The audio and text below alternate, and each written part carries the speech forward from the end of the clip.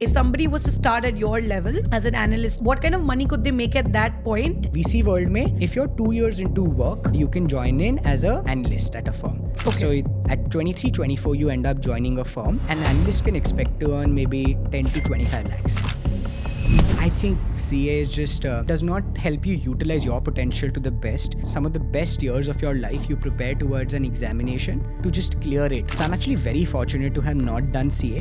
When you put your heart, soul, mind, everything into something and it doesn't work out for whatever reason, how can people navigate through such situations? If you have an inclination towards something, just experiment with it, right? Yeah. Have a bias for action, have a bias for experimentation. 6 months, 1 year, 2 years in a career of 40 makes very little difference. It's a drop in the ocean. How did podcasting come to your mind? So the podcast actually started audio only. Oh. Yes. For 2 years, every Sunday an audio podcast went on my channel. Every Sunday. So I was actually some 100 podcasts in. Till 125 I didn't break that. Yes, I mean till 120 episodes I didn't break that streak. Hello everyone and welcome to the Dhairya Decodes Podcast. Today's episode is going to be a very interesting one because the career path that we're going to be discovering and uncovering and talking about is actually going to be one that I've been very intrigued and piqued by. We have a very dear friend of mine joining us. His name is Jivraj Singh Sachar.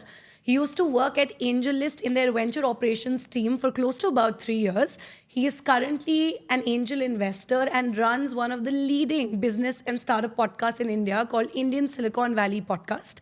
And I love the quality of content that he's being able to push across channels such as YouTube and Instagram. Apart from that, he also teaches venture capital at the leading B schools such as Masters Union and Mesa School of Business in India. And there's a lot more to Jivraj, obviously, as a person, which we will uncover throughout this podcast. But without any further ado, what you can expect in today's episode is a lot to do with what the world of angel investing is all about. How can you actually forge into this industry? What does it really take to make a career in angel investing in 2024 and a lot more? So without any further ado, let's get started. Welcome to the Dhairya Decodes Podcast, Jivraj. Thank you so much. I think that's a very, very kind introduction and I've really enjoyed our conversations and really value this friendship. Thank you so much for having me and I'm very excited to chat with you. My pleasure. Thank you so much for doing this, Jivraj.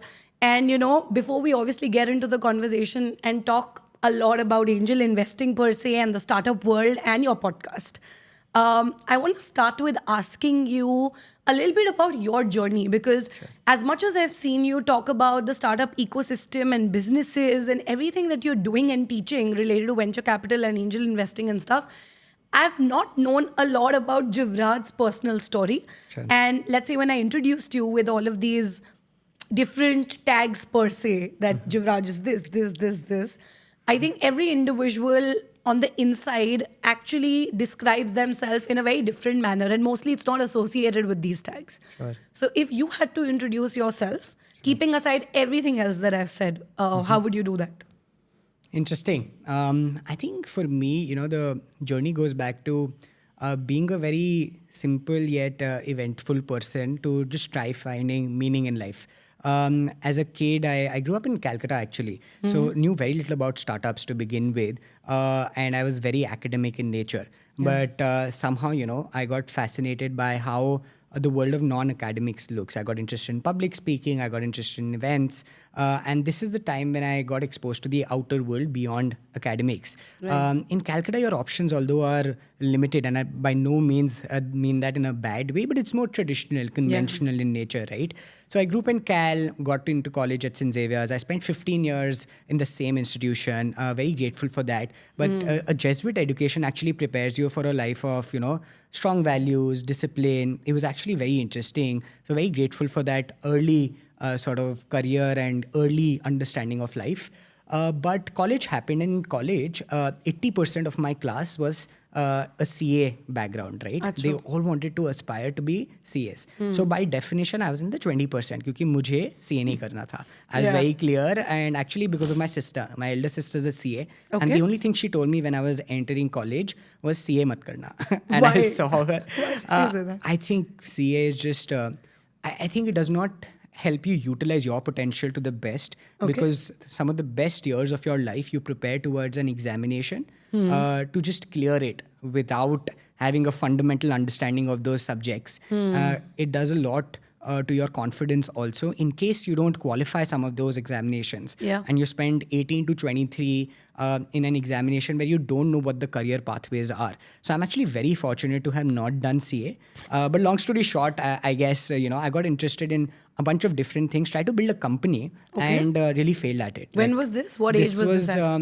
I was 21. I was just about to Fairly graduate early. college. Yes. Yeah. I somehow got inspired by Y Combinator and their videos. And I was like, okay, I want to build a company. I want to get funded by YC. And my seniors were doing a project. Okay. I joined them to productize it. So I was not the founder, but I was the first team member to join. Got it. We were trying to actually do what TopMate is doing, right? TopMate is a Acha. good example correct. in today's world.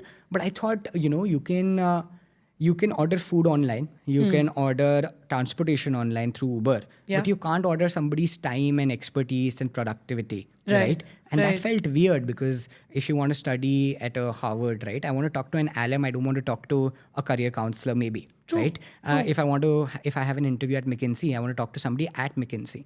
And the only way to reach out to them is currently via, LinkedIn, Gmail, which are non-assured ways. So I was like, okay, you see, the natural insight was somebody should change this. Why not me? And that taught me a ton. So basically, I realized that I don't know how to build a tech company. Let me try to learn how to build one. And this was in COVID. So my way of learning became the podcast. And my curious self was, theek hai, 6 mahine, let's just give to the podcast, try to learn how to build a tech company, and then we'll figure out what's the rest. And that changed my life. So long story short is, the way I describe myself is, I feel I'm fairly curious about things that I want to do. And I only go into things when I feel them being fulfilling in my life. And that's what's led to everything else. So when I couldn't build the company, I realized that, okay, I want to still learn. And that became my mechanism through the podcast. The podcast started to do well from a very quality lens. Like I think that's the other thing that people don't realize. If you do something you really love, the depth and quality shows. Yeah. And that enough people appreciate. Correct. It may not be tons and millions of people, but yeah. it doesn't have to be for everything that you do, right? True. If you define it as per your sort of measures, I think it really helps. Over a period of time, I've become very, in a good way, hungry yet satisfied. So I really love that if I can control the inputs of what I do, and if I do it well, that gives me a lot of satisfaction. And I'll still be hungry, but in a interesting way. So I think curiosity, hunger, satisfaction, these things led me to the podcast. And the podcast led me to my job at AngelList. And my job combined with the podcast exposed me to this deep world of startups. And I'm thankful for that, because the startup world is the only place where it does not matter where you come from, what you do, but as long as you're adding value, everybody is willing to help. Everybody will extend a hand to support you. And that I love about the entire ecosystem. And today I'm investing in startups. Today I am engaging in meaningful conversations with great people like you. And all of that adds up. So yes, that's the longish introduction. Journey. No, that's amazing. I think what's so interesting and what I really took away from what you said is that, firstly, when you tried to build a company, it didn't work out. And at that point, I think mostly for people, failure is something that people don't know how to, I wouldn't say deal with, but they don't know how to react to it in a way. Correct. And you said that you were like, okay, this didn't happen, but I still want to continue learning. Right. I actually had a small question to ask that, and I'll obviously come back to what you said. For me, as a career coach and someone who creates content in the education space, my comment section, my DMs, or the inquiries I get in personal one-on-one sessions are very fairly centered around people being confused after attempting to do something and not being able to do well at it, and then being confused that what next? Yeah. And you were in a similar situation. I agree. What I want to understand is, when you put your heart, soul, mind, everything into something and it doesn't work out for whatever reasons, how do you move from that point and still know that you're headed in the right direction? Because obviously nobody ever knows. But how, from a career standpoint at least, how did you still know that, okay, I mean, the podcast I mean, I may be wrong in saying so, but you just gave it a shot. Correct. It was not something you Absolutely. planned with the strategy or whatever. Yeah. So yeah, just some insights on how can people navigate through such situations. Sure. I think one quick caveat there, and this is in hindsight, is that try to avoid some of these situations by being more intentional about what you choose. Okay. I think so many people just focus on how to get something done and less on what to do, that they make a, very premature decision and then focus a lot of energy on how to get something done that was not intentional to begin with.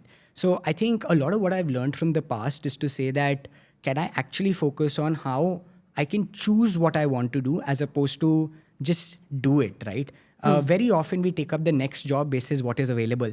Very often we take up the next career pathway basis what we've been told. We don't really think about our decisions in a very intentional manner, especially early on. We rely on outside sort of sources. A lot of this is also conditioned, right? बचपन से हमें क्या बनना था, society क्या बोलती है. Correct. So it's not very intentional. So I think one thing that you can do is at least choose to be intentional in what you're trying to do. Maybe that helps. It still does not avoid failure, but it does help you make peace with your decision. At least it does not feel like it was forced upon you. I think that's one. Second is, when you're going through such a transition, you also have to be okay with, I think, just broadly experimentation. No major science to it, but I give a lot of credit to the fact that I didn't complicate the podcast process. During COVID, there were many people trying to do podcasts. Still many people do. That does not mean you don't have to. If you have an inclination towards something, just experiment with it, right? Yeah. Have a bias for action. Have a bias for experimentation. I think that takes you a long way in also building confidence, right? 100%. Again, you may not succeed in many of those, but a lot of people put this well, right? Do everything till 30 and then focus on what not to do and do one thing well. Yeah. So I think that's also a very important takeaway, that just experiment with multiple things. And when you face like an adverse situation, just try to we give a lot of a lot of unnecessary merit to the present. Just zoom out. I think one of the best things I've heard is 6 months, 1 year, 2 years in a career of 40 makes very little difference. It's a drop in the ocean. True.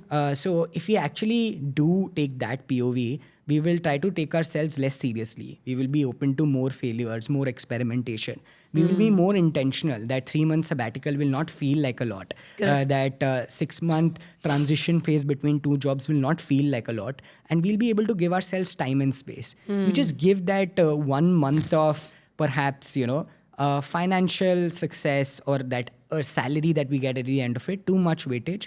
And I strongly believe that just if once we zoom out and be like 3 months in 10 years, I think it just changes it. You'd much rather spend 3 months doing nothing than change your job basis the next best opportunity you get, because that's not going to be intentional. They'll be forced, and you'll probably have to go through that process again in 3 years, and you'll have to find the next job, and then you'll just keep repeating this cycle until you probably realize it's late. So yeah, those are my sense on that.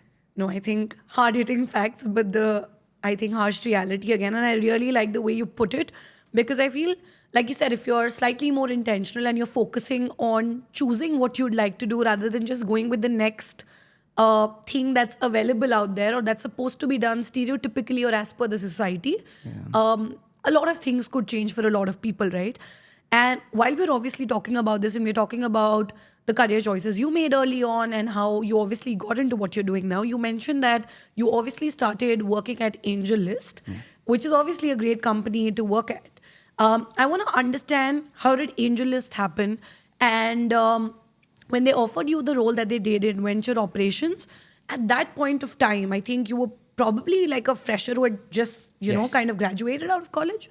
So what was your understanding about this world? What I want to know for the audience is, from the audience's lens, how much of a technical knack did you have for the skill set or the things that were needed industry-wise at that point? And why did they hire you at that point even then? Sure. No, this is a very interesting story, and I attribute too much of my career to that because it was a very pivotal moment. I think the podcast was going well, but without AngelList, I wouldn't have had the technical know-how of the startup ecosystem. Sorry to interrupt you. The podcast started before your job? Yes. So the podcast started August 2020. And the job happened December 2020. Oh, that's so the interesting. podcast played a major role in the job. I'll come to it. Okay. Because I was doing a podcast focused on startups, I got to know about AngelList. I got very fascinated by Naval Ravikant. For those who may not be aware, I think he's the person to follow, one of the greatest thinkers of our time. He has a lot of very interesting things that he talks about life, especially wealth and happiness, which are the two famous Twitter threads that got him viral. And I, of course, came across him. I realized there's a team in India. And I started doing my research. And this was about 2 months into the podcast. So I was actively looking at what I could do in the startup ecosystem. Because one thing I realized was I love, the startup ecosystem in general. What I mean by that is just new value creation. Startups just take very difficult problems, tackle them from scratch and build value for so many different people, right? So I was like, okay, I want to figure this out. Then I figured there's an opening. And this was actually the first opening in a while for them because 5-6 people had built the initial foundation of AngelList, and they worked in a very sort of interesting small team manner for the first 2-3 years of the organization. But the job description said that they needed 2 to 3 years of work experience in the candidate. Now, I didn't have that. I graduated July of 2020, right? In the COVID times, right? And I had 6 months of barely like structured experience. I built the startup, but that didn't go anywhere. It was very unstructured in nature. So I barely had any experience. But I was like, okay, what's the worst that can happen? Let's apply. I applied. They asked me to write a memo of a 1 page on a company. Somehow tried to figure it out. And मैंने 8 page का memo लिख दिया. I was like, let's go out of my way. And I actually recorded this Loom video along with it, which was like, I've gone and written something that was not required. Can I make it easy for the person evaluating and go out of my way to record I recorded 3-minute video explaining the 8-page document. Nice. On my first interview call with the person hiring, they evidently mentioned that, you went out of your way and you were the only person who recorded a video. Why did you do that? So that kind of, I think, stood out. And then a lot of the things happened. I got in because they took a bet on somebody who's trying to do something different with his life. My curiosity showed. A lot of people say they're curious, but my proof of work was that the podcast existed. Correct. And that was my way to just it show was your instead of tell. curiosity in action. Exactly. And I think that works well. And in a world of proof of work, anybody can do that. I think now all the more this has been democratized, right? So just go and do what you're saying instead of saying it. True. Don't stop at saying it. And I think they were very kind to give me a shot. I still am very grateful. Prakhar, Utsav, Kashish, they hired me initially. And I was the youngest in the organization. So I joined in, I think it was 2-3 rounds of process. And they took me. I was very, very glad. A year later, they told me I don't know how accurate, but of course, some 300-400 people had applied for that job. Damn. I was, of course, not the most qualified, but I was... Perhaps, they took me for my curiosity, etc. And the podcast. So very grateful. And I learned a ton. Years of experience don't matter as much, but the best way to learn is from people who are just way ahead of you. True. So I was 22. The next youngest person on the team was 29. So just that 7 years, I was the 7th person to join. So very hand in glove with them. And I knew very little about the startup world, but I learned a lot on the job. Since there was nobody else, I was the first sort of like external hire, and they were also figuring it was supposed to be a 1-year role, by the way, experimental. And then we were like, we'll figure out. So I also went in, taking this risk for my end because I also didn't know how this would pan out. But it was the best decision of my life, I think. I also had a simultaneous role, by the way, in another organization in the VC space. This was Kalari. ISV Capital? Yes, I had the fellowship role there. And somehow I took this, and I'm very grateful. Just because this, opened me up to a different life. And I learned a ton. The first 2-3 months were very dreadful. I know in the second month of my job, I made a major mistake as well. But the folks there were very kind. I'm still in touch with many of them, and they helped me really learn. So I think the only credit here is just go out of your way if you want something, and don't count something off because on the surface of it, if it's not possible. This is shown in my podcast also. Many a times when people have said this person will not be on your show, especially early on, right? I just gone ahead and taken my shot, and it works so well. And that's the thing. I think on the previous point, one thing that I wanted to mention was that most people live life on autopilot. They are reactive in nature. Everything is a reaction in life. So if I don't like my job, I'll search for a next one. If I don't like my current circumstance, I like to change one. If something externally happens, then I'll figure out the solution.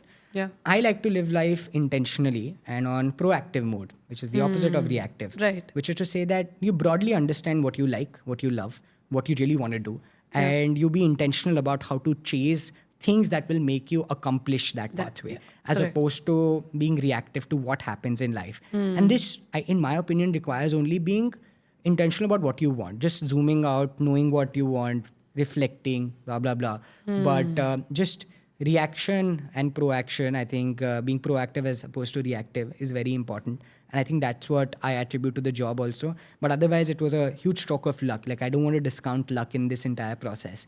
I started the podcast out of luck. It could have gone nowhere. I got into AngelList, could have not gone anywhere as well. I could have not gotten in, by the way. That too, right? Like the negatives I mean, of it. Exactly. Who knew? But I still took the chance. So I think that's the only thing. There are many things that don't work out still, but I like to give it a shot. So yes. No, that's really interesting. And I think since, again, I'm in this space wherein I'm always talking to people, wherein people are complaining about not getting opportunities of any kind. I'm not just talking about job opportunities. Yeah.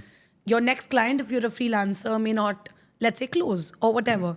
And there's one thing that I always say, and what you did is exactly what I tell my students or any school or corporate event that I go to.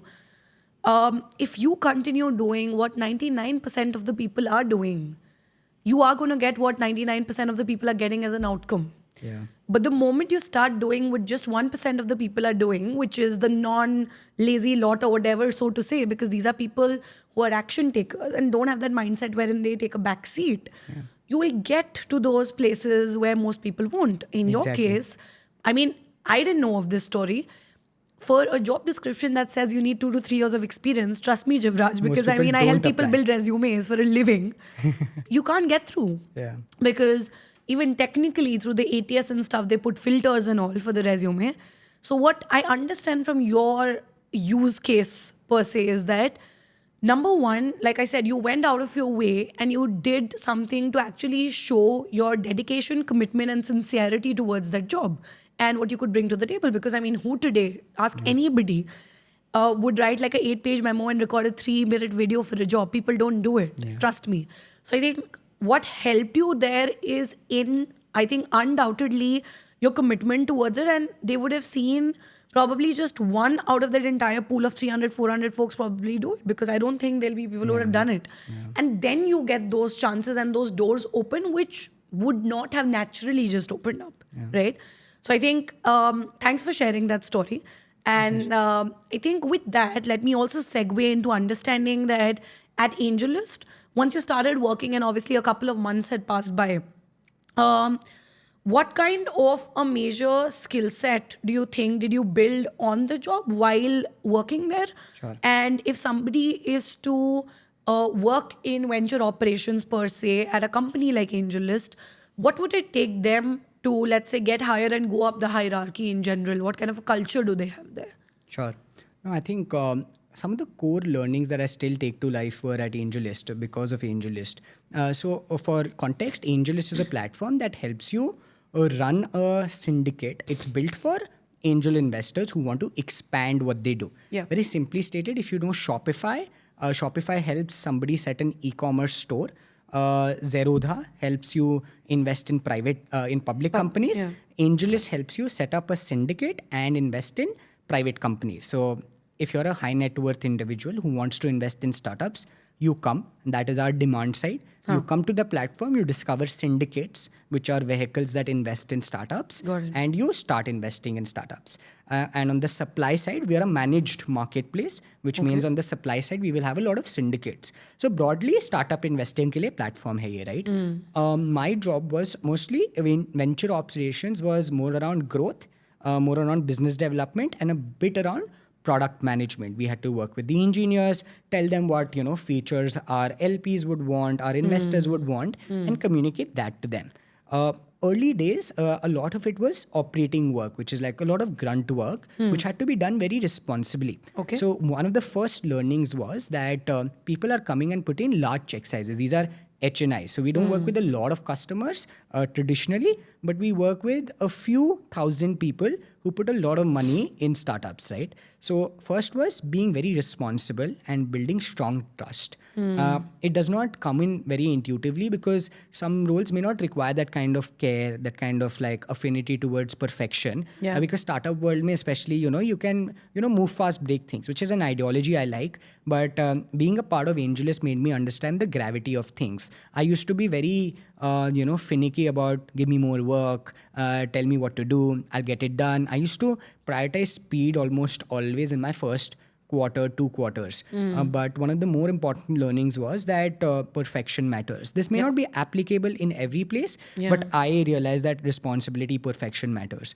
Then a lot of my role was also talking to a lot of people, helping them understand what we do, helping them engage. If they had any queries, figure that out. So that helped me understand how to communicate with trust. Again, build trust, help build responsibility at the company, right? So that was the second sort of important learning when I was talking to external stakeholders. The third was very tactical in terms of just being very strategic in how you proceed. So process orientation, I did not know at the time. Documenting everything that you have, I did not know at the time. Working in teams, I realized, although we were a very small organization and 70-80% of my work used to be very IC, individual contributor like, but in the 20%, how do you collaborate? We were also remote for the duration. I think AngelList is still remote, but throughout my duration, we were a remote company. So how do you build culture and be, actually learn from your colleagues? That was also something I realized over at AngelList. But a lot of my job was, okay, talk to a lot of people, tell them about AngelList, figure out how you can grow the platform on both sides, deal with people who are, putting a lot of money on the line, which means high trust, high credibility, and figure out what you can do to benefit the platform better. How can we build a better platform? So that was my first year. Second year, I got responsibility to explore an entire product by myself. And we released one called Roll-Up Vehicles. Without going into the technicalities, that helped me understand ownership a lot, how to take initiative.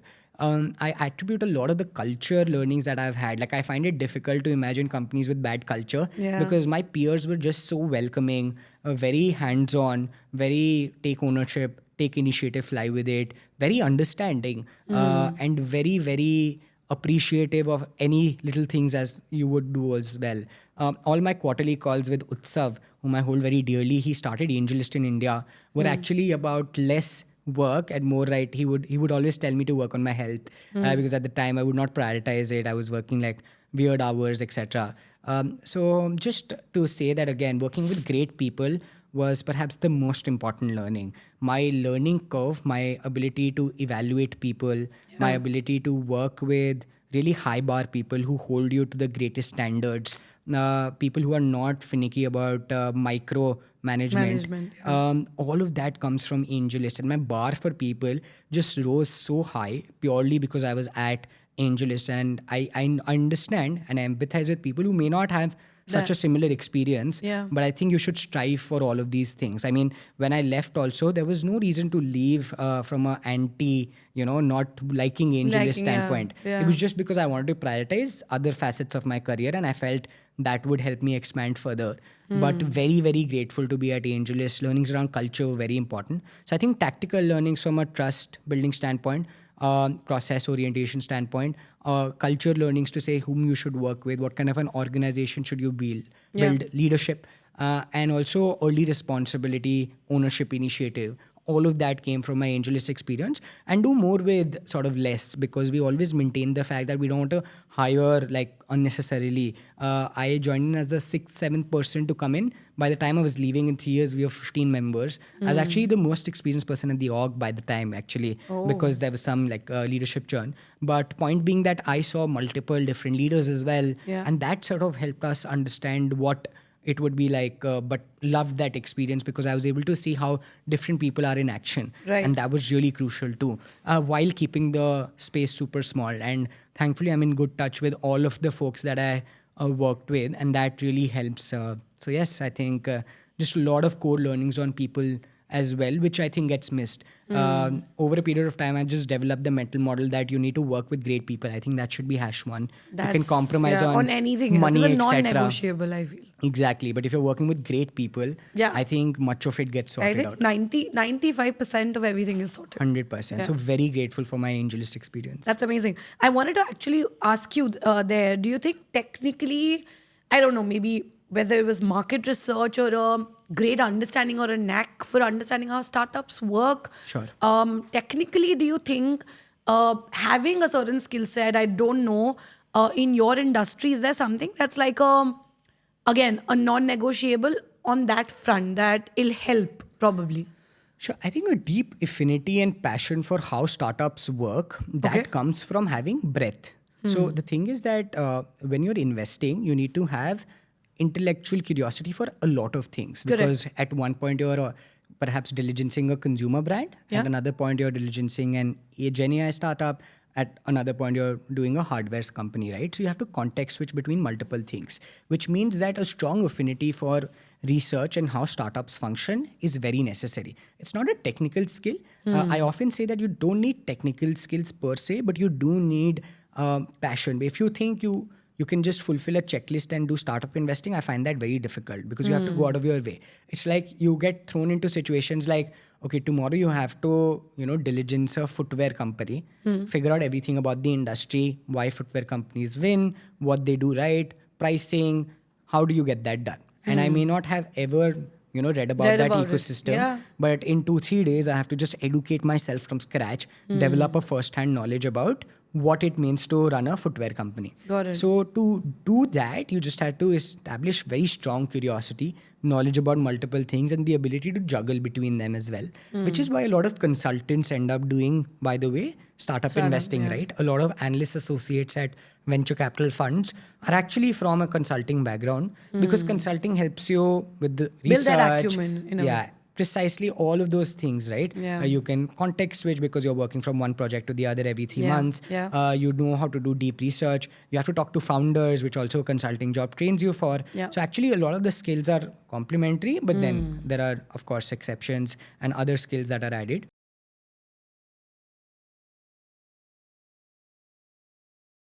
In itself, if you're an engineer in the past or if you've worked in a company which gives you a working understanding of software technology in general, helps. I do not have that. I still don't. For instance, from a background lens, I studied BCom, I've done finance, but I think it's a solvable problem because you're not building in the thick and thin. It's possible to educate yourself, learn from people who have done that, right? So I will spend a lot of my time bridging that gap, which means I'll talk to a lot of people who've done that. So that also helped me. I really, at my job, spoke to so many people who do different things, come from a different world, that by translation, I learned a ton because I would then, hear different things that I would know nothing about and then educate myself. So I guess those are cues. Interesting. No, I think, so what I understand from what you said is, like you said, you may not need a particular checklist or a skill set, technical skills wise, or just knowing technology, to the T, let's say. But if you have a fair understanding of it, you're curious, and again, you're willing to have that learning mindset to kind of sit down, have 3 days and dig deep into an industry and just get everything out there on paper and understand to be able to do a due diligence or be able to invest in the right company, you can, work around things. 100%.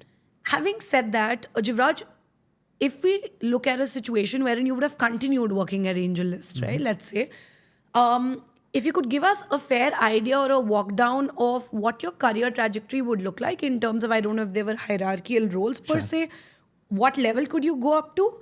And I would also like you to share the second part of this question.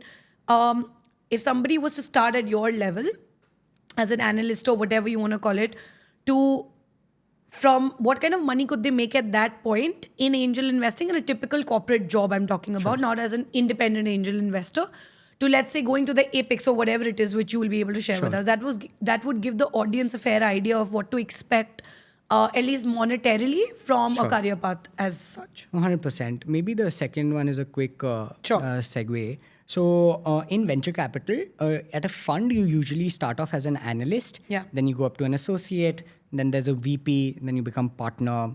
And it's the standard sort of trajectory. At some firms, these trajectories are changed. Somewhere you're called a principal before the partner track. Right. And the person leading the firm is usually the general partner. Okay. Now, this is for a general VC firm.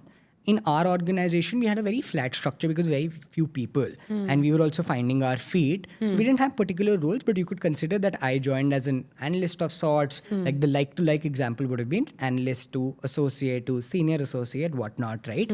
And I think in 5-6 years, you could be at a position where you would be at the top of the organization.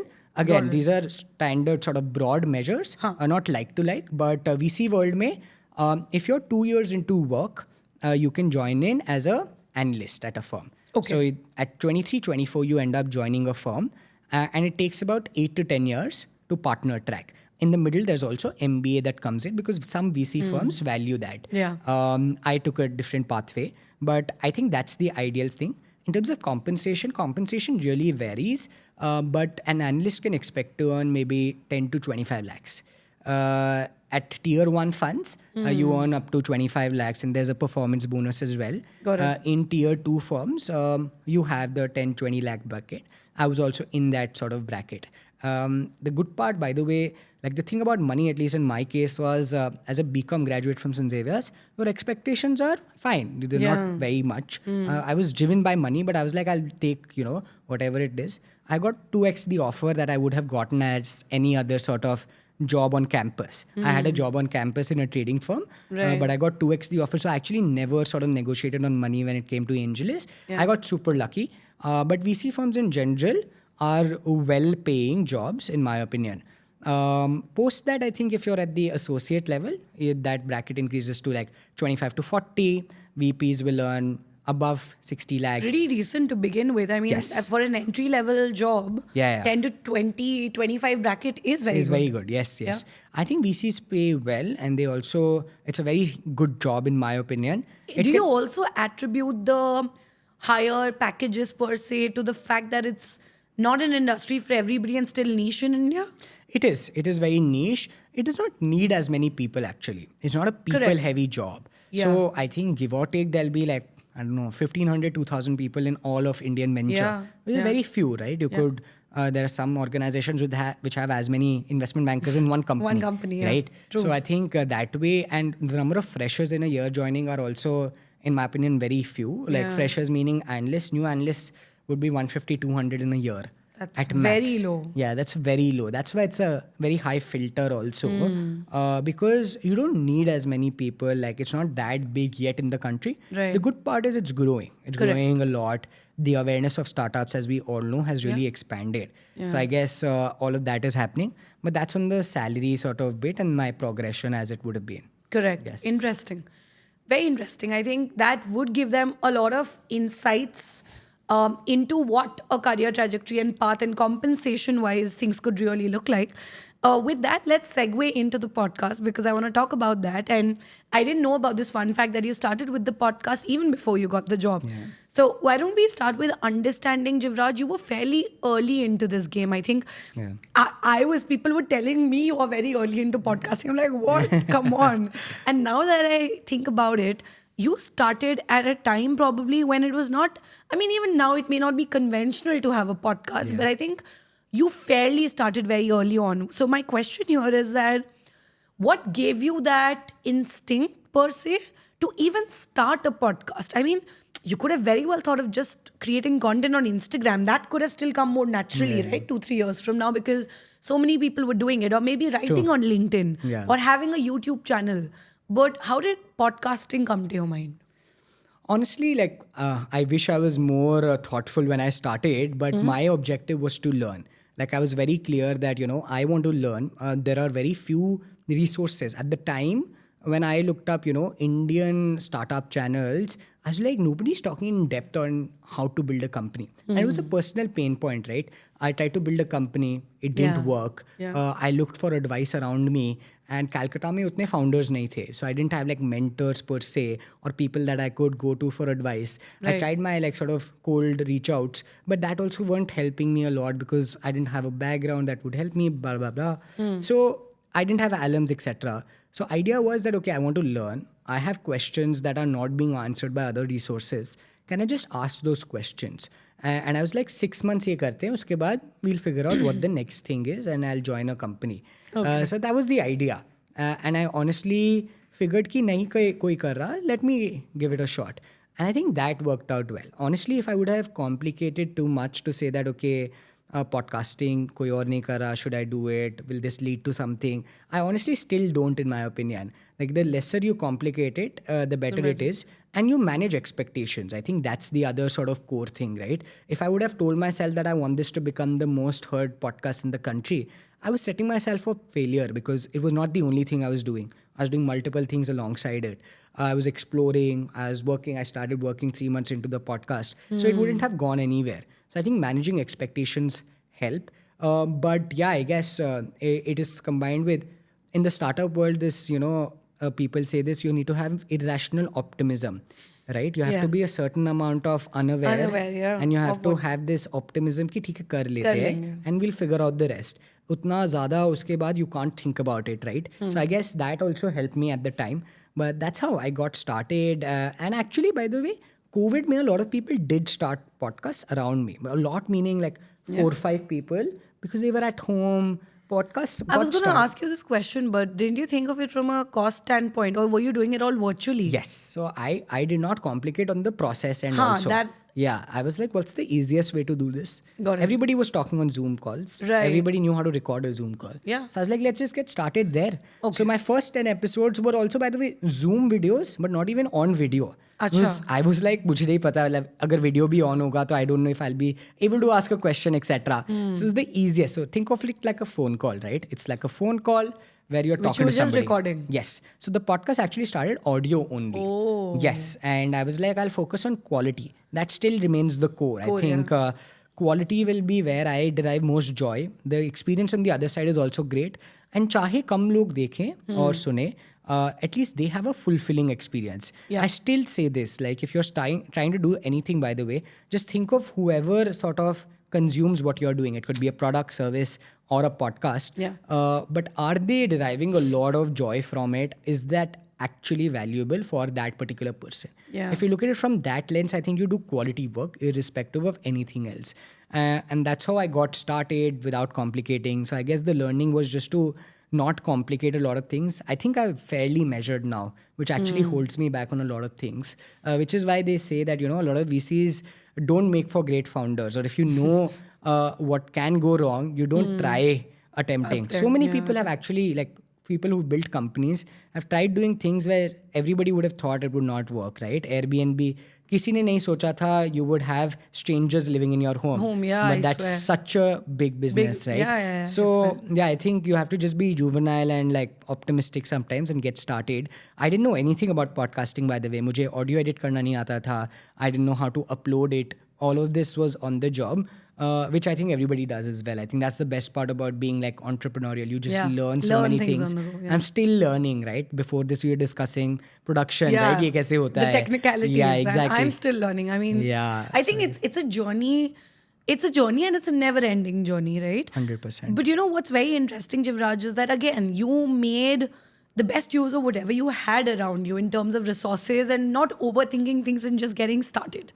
One big takeaway that people can probably take from this is, I mean, you could have thought in your head, chalo ruk jate hain, we'll do it in like a proper setup or do things or whatever, but you just started with whatever you had. And even if you didn't want to turn on your video or your camera for whatever reason back then, you said, we'll make shift with whatever is available, which is, if it's audio, only audio, but you just started, right? Now, obviously, as the podcast progressed and has had its own journey altogether, I'd also like to understand that, as in when you started, I wouldn't say seeing traction in terms of numbers, but because I firmly believe, at least when I look at your podcast, like you said, which is for very few channels or content creators or let's say knowledge driven resources that I go to, it's one of those, channels wherein I know it's like you said, it's not about millions of views there, but I know I'm going to derive value out of this, right? Yeah. And that's very important. So when you started scaling it up in that, when you started seeing traction wherein people were really enjoying the conversations, and I'm sure your guests were also having a great time, how did you then take it from there in terms of trying to figure out that, okay, how am I going to keep sustaining this? Am I going to do more episodes? What do I want to do with the podcast? What kind of people do I want to expand the podcast to, if at all? And you started looking at it from a lens wherein the podcast was not just, let's say, a project that you were experimenting with, right? Because it had started giving you those valuable and meaningful connections, like you said, and you were getting to work with great people. Yes. Yeah, I hate that word project, by the way. Like anytime somebody would tell me that you're doing this passion project, I would be like, no. Like I love it. It is out of passion, but it's not a project. It's like so much of where I put my heart into it, right? So please don't say project. But I think a couple of things that I got right. I'll go back to the first is the repetition of saying that just set your objectives really well. So know what you are chasing. If I would have thought of it like, okay, I'm chasing distribution, then my strategy would have been very different. Right. I was chasing quality and I was like, I will build a great piece of content, right? So numbers were never... Correct. Numbers were not a priority for me. If it is for you, you need to change that strategy accordingly. So the caveat is I was not chasing numbers. Right. What I was chasing was quality, depth and consistency. I constantly told myself once I started seeing initial sort of merit in doing so, that I will do great work. Eventually people will take notice and the good people will take notice. Does that help me? Yes. The caveat there is also you have to love what you do to continuously do it with minimal expectations, right? So I just enjoyed the process so much.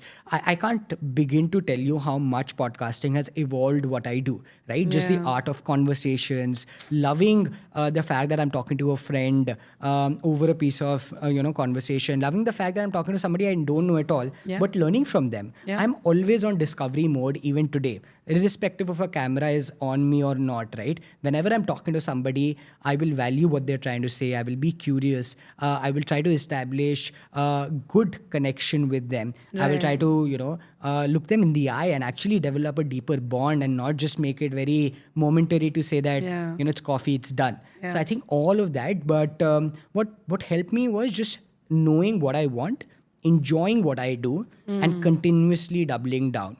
So I had no conflicts to say that, I will not do this or I'm not enjoying this. I was just enjoying it so much. And then I combined that with discipline. I think that's the other thing. When my expectation was minimal in nature, I told myself that I will in a disciplined manner, continuously do this. So there was actually a time when for 2 years, every Sunday, an audio podcast went on my channel.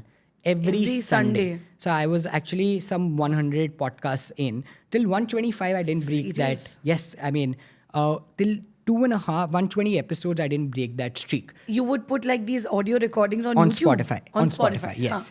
YouTube actually, so also the other thing was I'm still reinventing myself and a lot of YouTube I'm still learning. But we went from audio only to Zoom for shows where we would record video as well. Usko हमने YouTube पे डालना start किया. But I continuously doubled down on audio being my strength because I would talk to people in the startup world and they'd be like, we like listening to your podcast during a gym workout, during when we are, going from one place to the other. Yes. So I actually realized that for me, audio was working well because this was deep knowledge. This was not as much entertainment or other things. So I was like, okay, I'll do this until I can afford to do other things. So I was very vigilant to say that, hey, I'm not making any money out of this. Beyond a point, if I start spending too much on this, that also becomes counterproductive for me. But 2 years, 100 plus episodes is amazing consistency, yeah? Yeah, no, I was like, because I honestly asked myself still the question, if I do one thing continuously in a disciplined manner for like 10 years, it'll be very hard for anybody to not take notice. 100%. So if I enjoy it, there's no reason for me to stop also. And then I started to realize the business sort of benefits of what I was doing. Honestly, I was not like, in hindsight, people think that, starting a podcast was a great way to become an investor.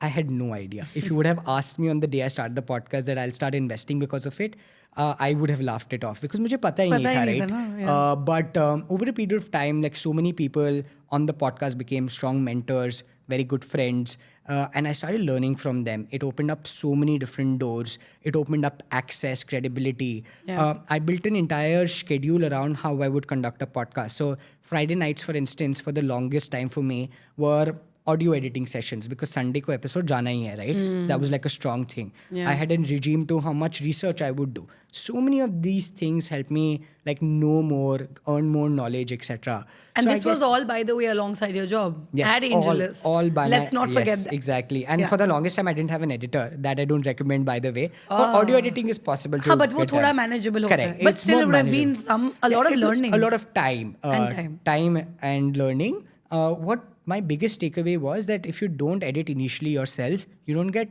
feedback. Like I used to like edit a 1 hour podcast for 2.5 hours. Usually 1.8, 2x time lag jata hai because you're stopping editing. And I was very finicky about details, etc. But the best byproduct was I used to hear myself. And so the feedback loop that I would get out of myself was very strong. Because I would question myself, how can I be so stupid to ask that question? Why did I not say that instead? I'm not communicating well enough. And I do think I am very thoughtful about how I speak now. And that podcasting trains you for fundamentally. Because you're asking and thinking at the same time. Correct. I think most of communication is being able to express what you think and being in sync with your mind and your mouth, right? There's a good book called How to Listen. Usme there's a fact where they say that the mind is actually trained to think very fast. So we think about 800 words a minute. We are able to speak about 200 words or 100 words a minute. And we can only listen to some 50 words. I'll be getting the numbers wrong, shayad thoda sa, but that's okay. There's a fundamental difference in how much we can think, how much we can listen and how much we can express. So much of communicating well is just being at sync with all three. Can you listen proactively? Can you then communicate well enough? And can you keep your mind shut to outside thoughts so that you're in the moment? And that only happened because of podcasting for me. So I guess the learning there is just do things that you genuinely are passionate and curious about. Do them really well. There are enough and more people who actually recognize quality. I think the biggest compliment for me still is not the number of subscribers I'm on. And honestly, I'm not on many, but this is an evolving journey. So I guess I'll reach decent. there. I'll get there. But the best is I loved the conversation you had. You asked great questions. True. When my sort of like podcast guest will tell me, hey Jivraj, you asked me questions that I've not been asked before. Correct. You made me think out loud. Those are the best compliments and I absolutely love that. And I think that shows. Recently we hosted Sanjeev Bikhchandani sir. And the best compliments there was also that you got Sanjeev sir to talk about things that he's not spoken about before. And that's the art of podcasting. Exactly. Actually. And I think those are some of the best things that I enjoy. It's not easy, honestly. Like I will also have 5% times where I'll be like, why does my podcast not have more views, right? But I'll also just be like 95% of the times I'm so content because I am so proud of the quality of work. And I love that. And so I think much of what at least I did with my podcasting journey is honestly expectation setting, knowing what you really want to do, and then doubling down on that in a consistent way, not being driven by motivation. I think a lot of passion projects get started by motivation and that's the reason they get killed also. It dies down. Right? Because motivation lasts only so long. One of my best quotes is that discipline over motivation always. That is really, really helpful. And I think also enjoying the boring parts of the process. The most boring job during the podcasting journey is the research and the editing. Right? The most exciting job is actually the conversation, that right? But I realized that in a 1 hour episode, I'm actually doing 9 hours of editing and research. I'm doing 1 hour of the conversation. So actually, 90% of your job is not very interesting. But I loved it because when I would research, I would be like, shit, this is so interesting. I love knowing more about the person. When I would edit, it'll be like, okay, I'm getting to know so much about myself. I would take notes of the podcast as well, क्योंकि मुझे ये सीखना है, ये समझ में आया. And then 1 hour would be the conversation. So that was the other important learning. And this is consistent with many successful people that I've hosted, where they talk about enjoying the boring parts of your job. I think everything that you do in life is 10-20% glamorous or fresh and new, and 80% the same thing again in motion, It's the same right? cycle. Exactly. It's the rut. It's mostly like working out is also something similar, right? You have to just be disciplined to showing up. A lot of people, sports athletes will tell you this, right? That you just mad discipline in maintaining what you do, because when you are performing, in fact, in athletes, it's just way more. You're doing like 4 years of preparation for one that one. Olympic Yeah. sort of like race or like your sport competition, right? So I think there's so much to also learn from that, in my opinion. I often, when I'm taking something new, think about, will I enjoy the boring aspects? Like, will that effort feel effortless? Yeah. And that's the most important takeaway for me. So yes. No, that's beautifully explained. I think I really like how you put it. And it's also, again, when you spoke about the fact that right from day one, when you know what you're setting yourself up for and your expectation setting is in place, you don't then tend to, like you said, then whether the motivation dies off along the way or it doesn't, then your discipline is right there to keep you on track, right? Because you said, I knew from day one that I'm not chasing numbers. I want quality, depth, consistency, and you stuck to it. Yes. And then things work out, right? And it's very interesting, since you also spoke about Sanjeev sir, and you've got so many, I would say, dignified startup founders and people in the industry who've been there for years and built such big brands, consumer brands, service or product driven companies. I want to understand that when you are in a room with folks as such, right, and we've built like billion-dollar companies or crores worth of revenue and everything like that, and you sit down and you have a conversation with them, and like you said, there are times wherein they, as a matter of fact, feel like, we haven't spoken about this before, or I'm talking about this for the first time. I feel for you, correct me if I'm wrong, it's like a 2-hour or a 1-hour masterclass with somebody for free of that 100%, caliber, right? yes. I always look at podcasts as like, you're getting to learn from somebody who you probably, obviously, are very, very respectful of, and you aspire their career trajectory and where they've reached, and then you get to learn from them. Just have a conversation with them. I want to understand that at that point in time, when you've done your research, you've prepared, and everything's done, but at times, I'm sure there are questions that pop up in your mind which you might feel, because I'm asking this since I am also podcasting and asking questions. A lot of times I feel that, it's a career podcast, it's a career podcast. Yours is like a startup business podcast. But you may want to ask questions slightly outside the realm of just what your podcast is. Sure. And in that moment, even with that preparation and holding account of their time and what they bring to the table, how do you still ensure that the conversation is still holistic and you're able to satisfy your internal hunger as a podcaster and ask those questions? Sure. And that's a very interesting question, because I think you're always at odds to take a decision on what your listener wants to know versus what you want to know. Correct. The simple solution, not as simple, but if you're the ideal listener for your own podcast, it helps. Which basically means that I want to be a future founder. So I want to learn from the guest from a founder's lens. Yeah. And a lot of my listeners are future founders as well. Right. So there's a strong alignment. So I at least think of it as that to be my #1 advantage. But over a period of time, I've realized that there is sometimes a dispute between what I want as a startup founder versus what the general listener audience wants, right?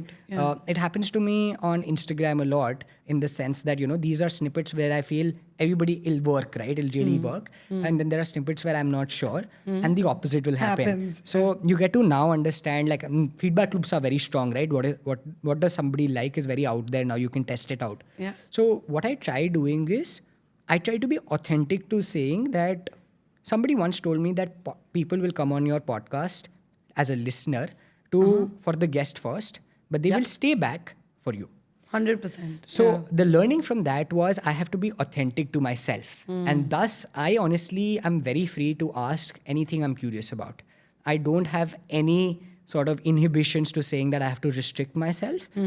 I will be very curious. I will try to make the other founder very vulnerable, because at their vulnerable best, they'll be able to share original learnings, their true self. Yeah. And I'm very curious. So I don't hold myself back anymore. And I try to build a lot of trust. I think making the other person vulnerable is one of the most important things you have to do as a founder. because that's when they open up genuinely. And I think some of the best podcasters do this really well. Yeah. The learning there is just to be very authentic, know as much about the founder. Like I still make it a rule to know 90% of everything that a founder that I'm hosting has spoken in the past. Because if you already know so much and you've done the effort, people look through it, and Correct. people want to also make an effort to tell you something original. Yeah. Right? And some of these people are very famous, so I also don't want to bore them with the Same same story, story, same yeah. questions. I So know. asking a unique question also has its own sort of merit. But yeah, I think the short answer is don't hold yourself back as a person. In general conversations also, I think just be very curious, very deep, be very authentic. And I think more people will want to just entertain the fact that you are being curious. Yeah, I think no. Again, very well said, because like you said that, and I really like the fact that you brought this question up, because this is something I'd said to my team when we wanted to start the podcast. I said, see, I don't know if our podcast will ever have a USP or it's gonna stand out or do something. I don't know, and I don't care. But what I definitely care about is I don't want people to come on my podcast and have this feeling that, yeah, I've spoken about this before. Yeah. She asked me the same routine questions, or the conversation was boring. Because as a podcaster, my sole responsibility, I feel, is to at least ensure that the guest has a great experience and I am able to get the best out of them that people have not seen before. Absolutely. Right? And when I was the kind of guest that we were bringing on, I also felt, I don't know what term to use for it, but there were people who had been on multiple podcasts. Yeah. Now, when somebody's been on multiple podcasts, it's even the more difficult to hold up a conversation wherein if there is repetition also, it's to the bare minimal, right? And then when you're trying to solve for that, the only thing that can kind of cover up for it or stand out is then the quality of your questions 100%. and how engaging your conversation is. Yeah. And I think that is what podcasting teaches you. Yeah. With that, Jivraj, I want to also understand a little bit about when you look at content, because you're also doing it as a part and parcel of your podcast, Yeah. podcasting journey per se. I know that you're not somebody who is into the content creation game or would want to probably associate himself with the tag of a creator. But you are creating content and building an IP for yourself. Sure. How do you look at, let's say now, today at least at ISV, how do you manage the content distribution part of it across YouTube, Instagram, and the thought process behind how you're scaling it? Because it's slowly building up and gradually doing really well. I've been following your Instagram journey and YouTube, and I think both are doing really well. Because for somebody who then obviously, now that I think in a way, every time that I have probably ever spoken to you or whatever, you are onto some shoot or something. I mean, you're constantly recording. So how is the scheduling, distribution, and let's say the persona of the podcast being looked at this stage now across social media? No, that's also interesting because honestly, your point came in my journey where I was like, okay, this is great work. What do I do more from it? Yeah. And a lot of kudos to a lot of great entrepreneurial podcasts now, which exist at scale. Yeah. Mukesh Bansal runs a podcast called SparkX, SparX. SparkX. Yes, they're doing really well. A lot of great conversation. Shantanu Deshpande is doing really well. Nikhil Kamat's podcast has taken, the entire country by storm. I love it. So My personal favorite. Exactly. I mean, it's just amazing. Amazing. So I was like, okay, if and the persona of people, by the way, there's a good overlap of the kind of people like Shantanu has hosted and I have hosted. Maybe Mukesh Bansal has hosted as well. So I was like, okay, what can I do to not get to the same point, but with my same style, where can I take this further? And that's when I started focusing on YouTube further.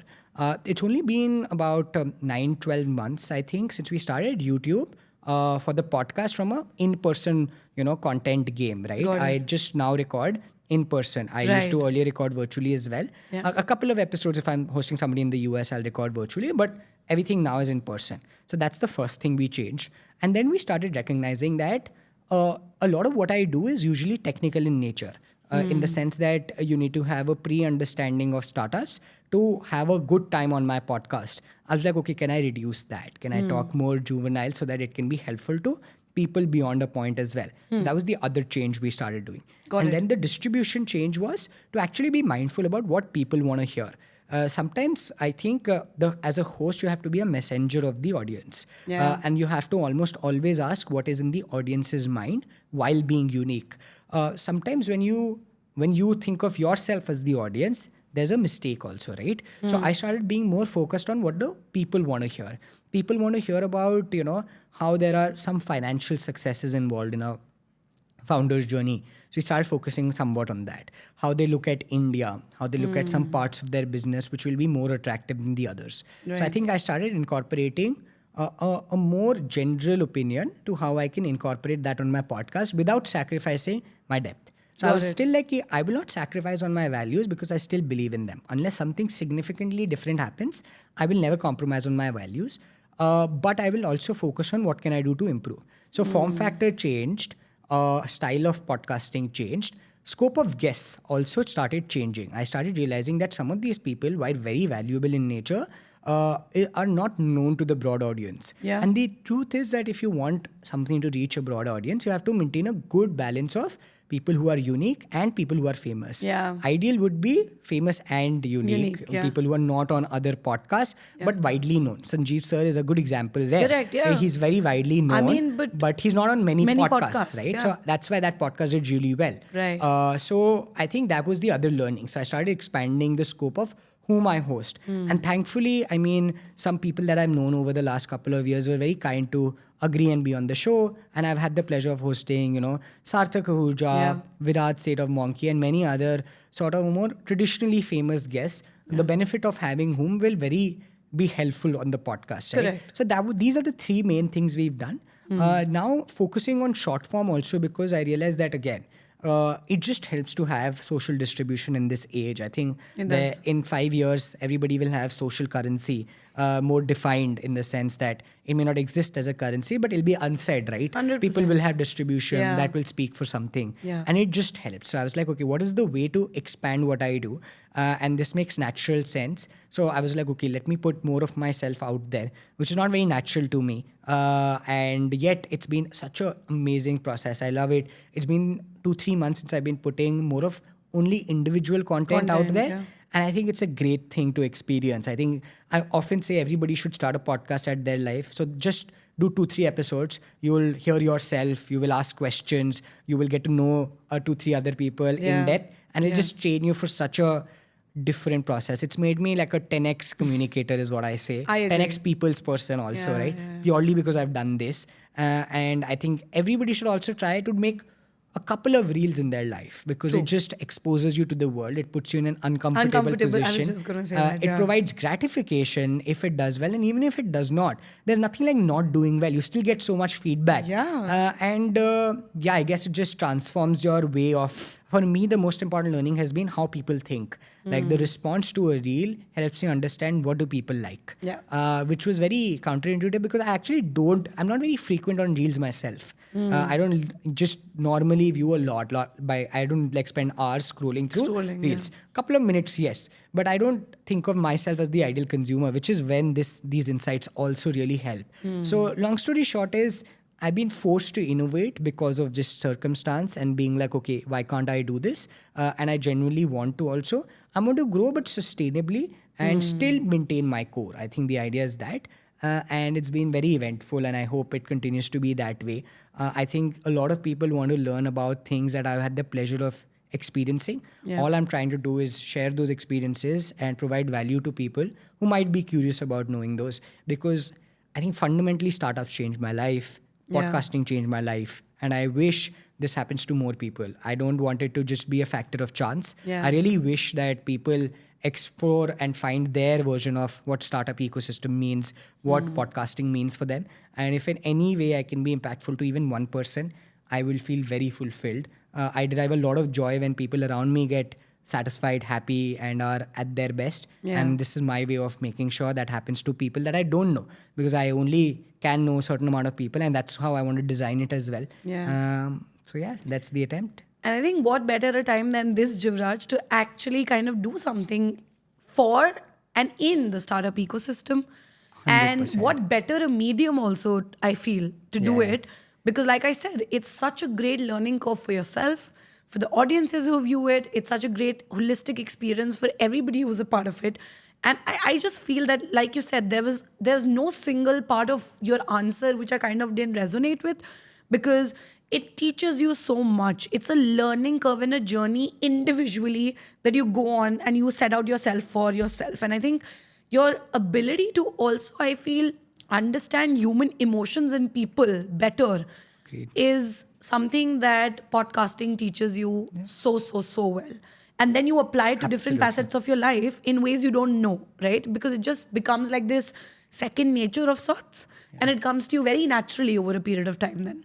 And yeah, it's really interesting to know that. I think with that, before we kind of come to the end of the podcast, there is one very interesting question that I ask almost all my guests. Yes, I don't think I've missed anybody. And you'd be surprised to know that while it's going to be the most cliche and the most basic question I'm going to ask you all throughout this conversation, but I still tend to get a different answer. And I've recorded about 30, 35, 40 episodes so far. So let's see what this one, brings out. So Jivraj, when we obviously look at life, and while a major chunk and part of your life is driven by what you do professionally, obviously everybody has a personal side to things and a personal life. And then there are things like work-life balance, and people talk about being able to make the most out of the time you have and give some time to your family as well. Not letting failure get to your heart, but not letting success also get to your head, and all of that. But one thing that's going to happen always is you are going to succeed at certain things and you will keep failing at certain things no matter where you reach. Sure. Today, when you sit down as we speak, if I was to ask you to define what success means to you at this very moment, what do you derive success from currently? I usually ask this not in as many words, in a very different way, but what am I chasing, just broadly? I think success for me is more about adding value to people's lives. And at its core, it also represents entrepreneurship. What founders do is create a product or service that benefits many people. Yeah. What I do as a podcaster is put value into the world, knowledge into the world, which people derive value from. What I do as an investor is, bring capital to early stage founders' lives, which will help them build their company. So my value add there is capital, the network that I bring in. So fundamentally, I think I chase gratification and happiness that comes from putting something into the world that will add significant value in a person's life. If a podcast of 1 hour that I've done will help somebody start a company, I will feel very joyful. Yeah. If a couple of lakhs or 1 crore of a check that I put in a startup's life through my syndicate that I manage, helps them build their company and they go on to be successful. Even if they don't, the learnings that it adds, and when they add value into the world, I'll feel that I played a small part in that, right? So I think I am chasing value add in people's life. It's pretty generic, I know, that value add is something that everybody's chasing, but I just derive a lot of joy, satisfaction from that process. And I strive to do that even in a personal sense of when I'm in people's lives. I will care deeply for who they are, what they want to achieve, and I will try to help them by adding value by either through my network or through my own time and effort. Right. So I guess, yes, value And add I is can my second way. that very well, because I think ever since I've known you, and I'm not just saying this because we're doing this podcast together, I think there hasn't been a single instance wherein if there was something and I had to, let's say, get connected to somebody or had something to ask, Jivraj has always been there even before you could ask for something. He's been like, sure, I'll get you connected. I'll do this. So I think it also goes on to show, again, not just about the kind of value creation you want to do for the outer world, but what kind of a value system do you come from yourself? Because I think as a person, you've always been very giving, is what I've noticed, right? And I think that's when the universe also is bound to give you back, probably in multiples, right? And I think, again, your answer to what success means to you today was different from all the other answers I've So glad. gotten before. So it's all because, see, it's what success means to somebody is really very personal if the person is answering it with honesty, right? I'll put that 100%. disclaimer. So it is different always. And with that, Jivraj, I think before we move to the rapid fire, I have one last question to ask you, which is, when you look at everything that you're doing and the kind of people that you have the privilege to get up and sit with and the circles that you've been able to be around and the network that you've built for yourself, what do you think? I don't want it to be, it doesn't have to be a learning or an advice or a mantra per se, but just tell me, what are 2 to 3 things that you think are extremely important and would help the audience, would help my audience who tunes into this podcast understand and be able to replicate something similar to you or tread on a journey of their own, but in the same niche as yours? Like, what are some very key important things that you hold very close to yourself? Sure. The first point is mostly, and I'm a champion of this with all my heart and soul. It's the Indian startup ecosystem. If you're in a corporate job, if you're outside of Indian startups, I strongly recommend that you be a part of this wave. I think fundamentally, India is the opportunity. Yeah. We all talk about this GDP trend, right? We are at 4 trillion, we'll be 10 trillion economy. Yeah. Startups will make it happen. Yeah. If you're a creator, if you're a lawyer, if you're a doctor, if you are anybody from any background, I think you should figure out how you can learn more about the startup ecosystem and be a part. There are multiple ways. You can work in a company which is a moonshot. You can start investing. You can start your own company. You can engage with people who have already built companies. Right. There are so many different ways. That pathway can be dependent on who you are. But I fundamentally believe that you have to believe in the India story. Founders are a special tribe. Everyone building in the Indian startup ecosystem is special, and you need to be a part of this wave. So I think that's the most crucial bit. If you don't know about Indian startups, strongly recommend reading more and being a part of this entire innovation wave that we are going And through. tuning into ISV. Yes, please. I'm going to do the plugin. You should. Yeah, no, please. And I think a great point to start will be my podcast. I Yes. truly believe that we're trying to get some of the best learnings out there from the ecosystem. Yeah. But for me, what changed was, like I often say this also, right?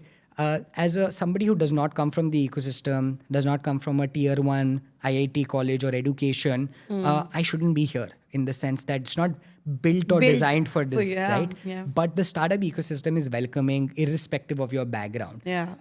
I am a 25-year-old investing in startups without having a tier 1 education, without having any knowledge prior in technical sort of startup ed or engineering or, being very technically sound. Yeah. And if I can do this, so can you. So that's my only point.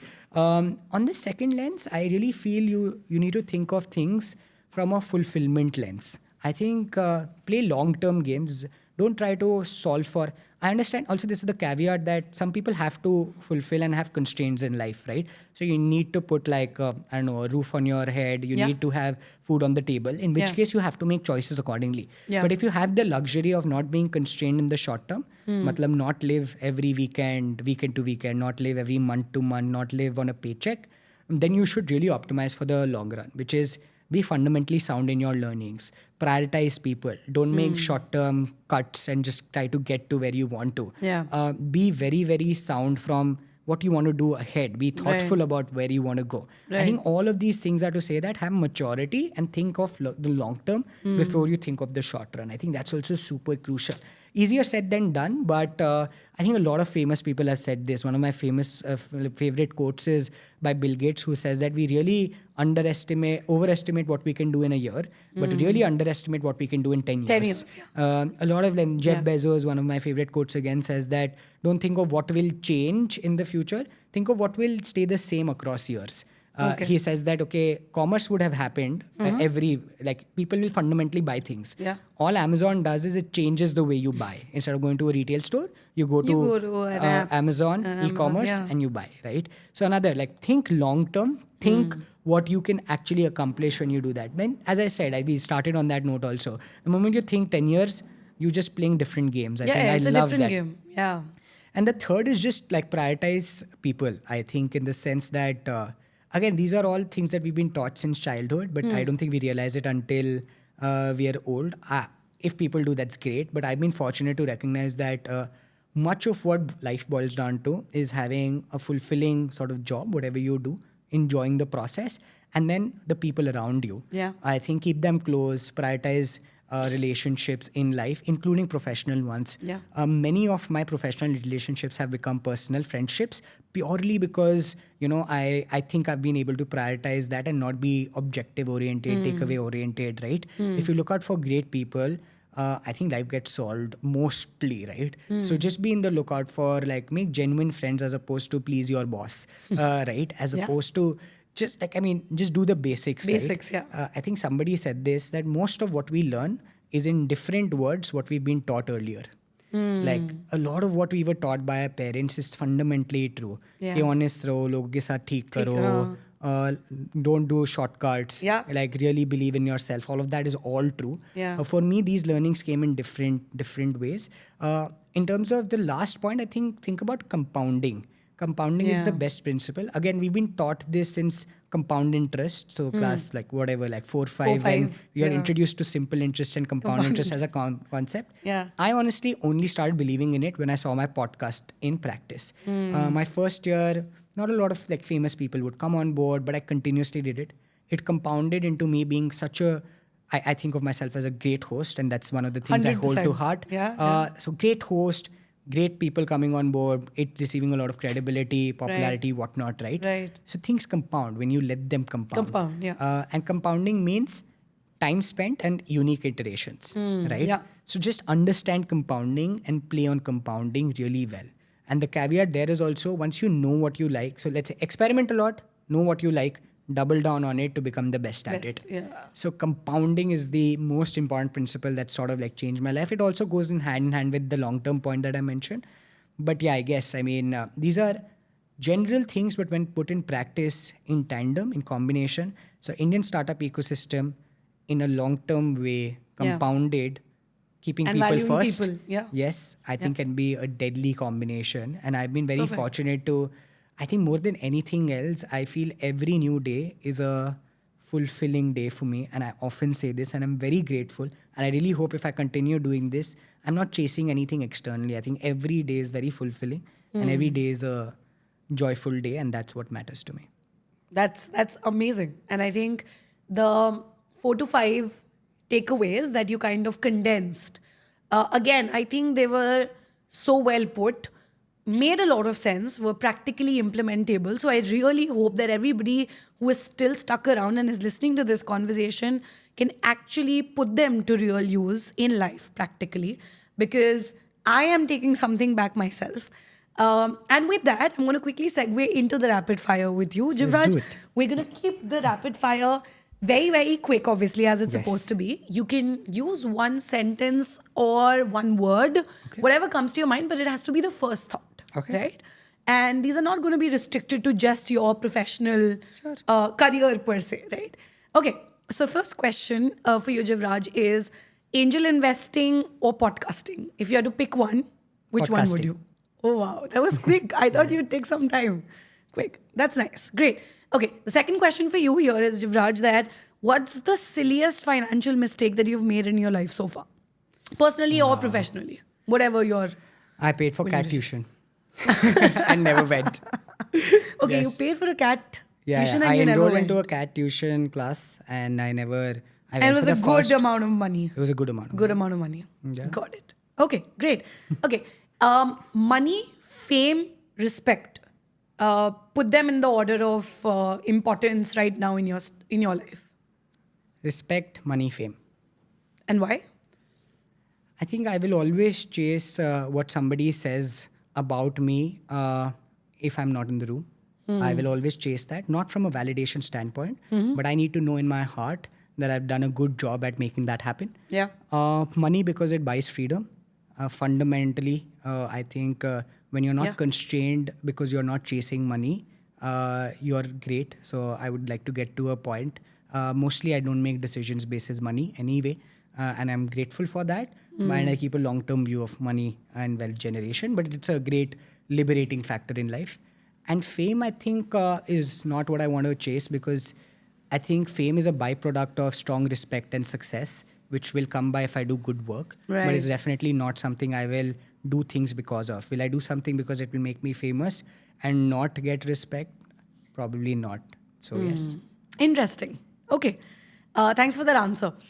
If were to host any three Indian startup entrepreneurs for a roundtable conversation at ISV in your next episode, who would they be? Interesting. I like the Book My Show founder a lot. Ashish Hemrajani. Yeah. I think he's incredible. Yeah. And I would really like to host him. The Swiggy founder, not a lot of people have heard. We've Swiggy heard founder, even I Sri don't. Harsha Majeti. He doesn't talk a lot in Yeah. public. So I think that's somebody I would like to host. Okay. I'm also naming people I've not hosted before. Right. So, I mean, because... Yeah, the intention is to know Yeah. three names that you've not hosted before. So I think Book My Show, Swiggy, Huh. and I've not hosted Kunal Shah, which is like an obvious one. And I think he's the founder of He'll be- Cred. yeah. I would love to have Great the mix of opportunity to people. host him. Yes. I think this will be interesting. Yes, super interesting. Great. My last rapid fire question for you, Jivraj, is who is that, if not one, two, three people who you really, really look up to and have learned a lot from in your life? Could be mentors, could be family, could be people around you, anybody. I think this is interesting. I'll just quickly take a quick caveat to say that I think everybody should have a process in which they learn from people who are more experienced than them. Yeah. Kaushik Subramanian is somebody I hosted on the podcast, and he introduced me to this concept called Board of Directors for Life, which is to say that recognize the things that you want to be better at in life, see the people around yourself, and just make them accountable and let them know that you want to learn from them. Right. So actually have a decent way to make that happen. It's a long list and I would hate to miss anybody, but I'll still give it a shot. Sure. Before anybody, I think my mother, I'm very close to her and she's the reason that I do a lot of what I do. Yeah. So she's the person I will constantly learn from, and she will be the #1 person that I take inspiration from. Right. And extended that to family. We're a family of 4, mom, dad, and my sister. All 3 have really spoilt me because I'm the youngest in the family, but they are the reason where I am, and they will always be the reason where I go because they've given me a lot of freedom and they've trusted me all the time, and I'm trying to ensure that I learn from them every time possible. Beyond that, I've had a lot of great mentors but I want to keep this short also. But Abhishek Goyal is the founder of Traction. He's been very supportive of my investing, and I got started because of him. Okay. Kaushik, the person that I just mentioned, he's been very supportive of what I do, and I go to him for things around career actually when I want to. He's in Europe actually. He's based in London. Okay. But I got to know him because of the podcast. Then Arjun, whom you've hosted on the show, I've known for a while now, since my college days actually, since pre-podcasting. So I really value him. He's a great guy. Yeah, I mean, we've become friends over a period of time. I really value his just relation with me. And there's the founder of Pristine Care that I really enjoy talking to. There are a couple of close friends that I really take a lot of inspiration from. But yeah, I think this is a mix of really great people, but very fortunate. I think the other great thing that happened because of podcasting was me getting exposed to such brilliant people in life. Many of them have become friends. Many of them are mentors. Many of them are people that I continuously learn from. And I'm very grateful for that, I think. Interesting, and really amazing. I think a great mix of people as well. And I think this entire conversation has been, I would just say, so joyful and interesting to just be a part of. There's so much I've learned from you, Jivraj. And obviously, I mean, I'm not a person who knew so much about angel investing per se, but I think your answers, your journey, the way you looked at things and the perspective with which you made certain choices at different points in your journey has taught me so much. And I'm 100% sure that for all of you who will stick around till the very end, and you must, there's so much that you'll get to learn about the world of angel investing, about podcasting, about valuing people around you, building great communication skills, being a great storyteller, and valuing the right things in life more than anything else, because I think that's one thing that I've taken back from our conversation. Thank you so much once again, Jivraj, for being on the Dhairya Decodes podcast. If there's anything you want to end the podcast on the note of or share with the audience, please feel free to. No, I think it's been a pleasure, Dhairya. Thank you so much for having me. I've really enjoyed speaking to you even beyond all of this. And this was such so refreshing to actually, reflect back. And I must say that you're a great host. It comes from, I'm always thinking what the other person's also asking. So really appreciated the conversation. Thank you so much for having me. And you're very kind. And I'm sure this podcast, beyond everything else, will do really well. And I'm really hoping to have, other conversations with you and continue this friendship. Sure, 110% for sure. And thanks once again for all of you. We will be linking in Jivraj's and ISV's social media links and handles all in the description. So definitely check it out. That's all for this episode. I'll see you in the next episode. Don't forget to like, share, and subscribe to the Dhairya Decodes channel.